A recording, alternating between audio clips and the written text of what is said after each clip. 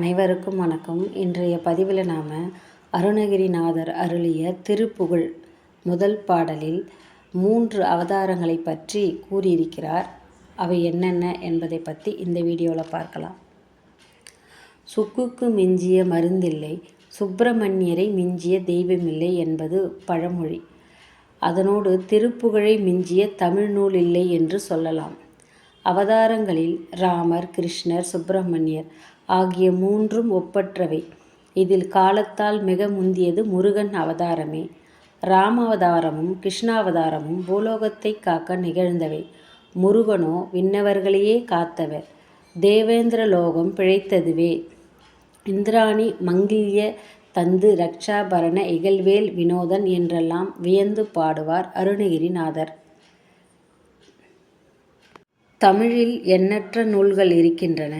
எல்லாவற்றிலும் சிறந்து நிற்பவை 2 தான். ஒன்று சம்பந்தர் பாடிய திருக்கடைக்காப்பு என்னும் தேவாரம். 2வது அருணகிரிநாதர் அருளிய திருப்புகழ். சம்பந்தர் முருகனின் அவதாரமே என்பது அருணகிரிநாதரின் கொள்கை. இதை பல திருப்புகழ் பாடல்களில் அவரே சொல்லியிருக்கிறார். கந்தராதி 29ஆம் பாடலில் சம்பந்தரே தெய்வம், வேறு தெய்வமில்லை என்று பாடியிருக்கிறார். திருப்புகழ் முருகனே அடியெடுத்து கொடுத்து பாடத் தொடங்கியது. அதனால் அவர் கூறிய வார்த்தை சத்திய வாக்காகிறது. சம்பந்தர் 4 வயதில் அம்பாள் தந்த முலைப்பால் அருந்தி அந்த ஞானத்தினாலே பாடத் தொடங்கினார்.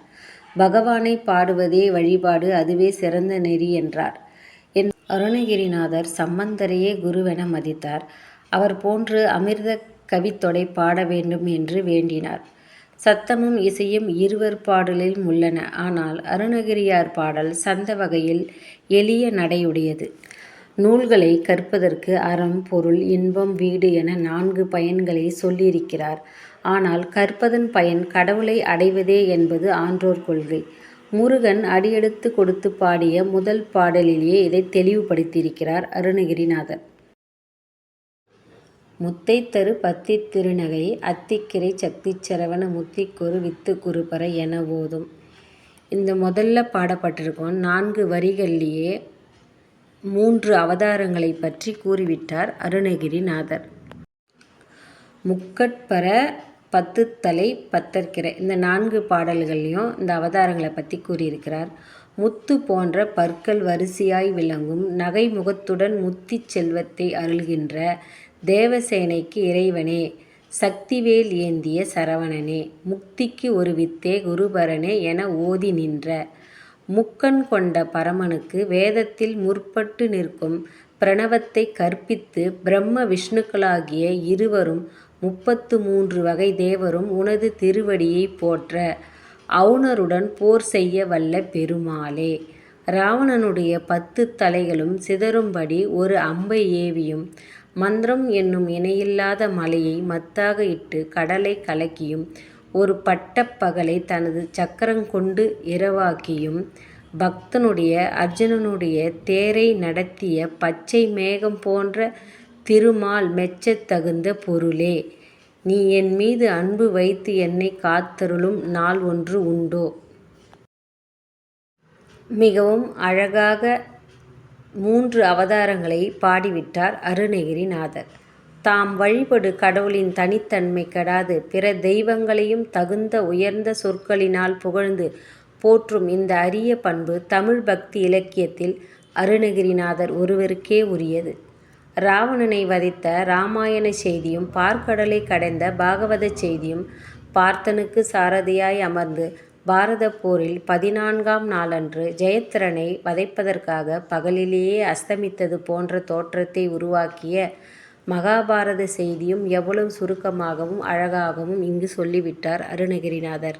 முருகன் அடியெடுத்து கொடுத்து பாடிய முதல் பாட்டில் தேவசேனை தேவருலக மாது, இவரை அமுத முக்தி மாது என்பார் அருணகிரிநாதர். இவர் கிரியாசக்தியாக கருதப்படுகிறார். ஒரு சாதகனுக்கு ஞான பூஜை சித்திக்கும் வரை கர்ம யோகத்தை விடாமல் ஆச்சாரத்தை பின்பற்ற வேண்டும் என்பது இதனால் கூறப்பட்டுள்ளது. முருகனே முக்திக்கு வித்து என்பதை இங்கு தெளிவாக சொல்லிவிட்டார் அருணகிரிநாதர். அடுத்த 4 அடிகளில் முருகன் அவுணருடன் போர் நடத்திய களத்தில் ரண பைரவியும் அஷ்ட பைரவர்களும் கோட்டான்களும் நடத்திய ஆர்ப்பாட்டத்தை விவரிக்கிறார். தித்தித்தைய ஒத்த பரிபுர நிறுத்தம் பதம் வைத்து பைரவி திக்கொட் நகட்டிக்கட் கழுகொடு கழுதாட. திக்குப்பரி கொத்துப்பறை கொட்புற்றழ. முருகன் அருள் பெற்ற நிலையிலும் அவன் அருளையே வேண்டி நிற்கும் அடியார்களின் உயர்ந்த பண்பை இங்கே பார்க்கிறோம்.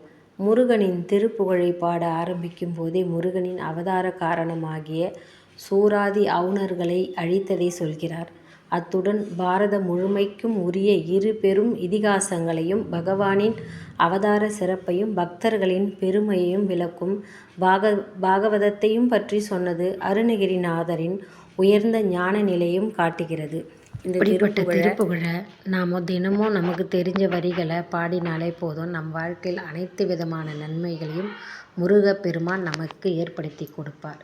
இந்த வீடியோ உங்களுக்கு பிடித்திருந்தால் லைக் பண்ணுங்கள், ஷேர் பண்ணுங்கள், கமெண்ட் பண்ணுங்கள். தேங்க்யூ ஃபார் வாட்சிங்.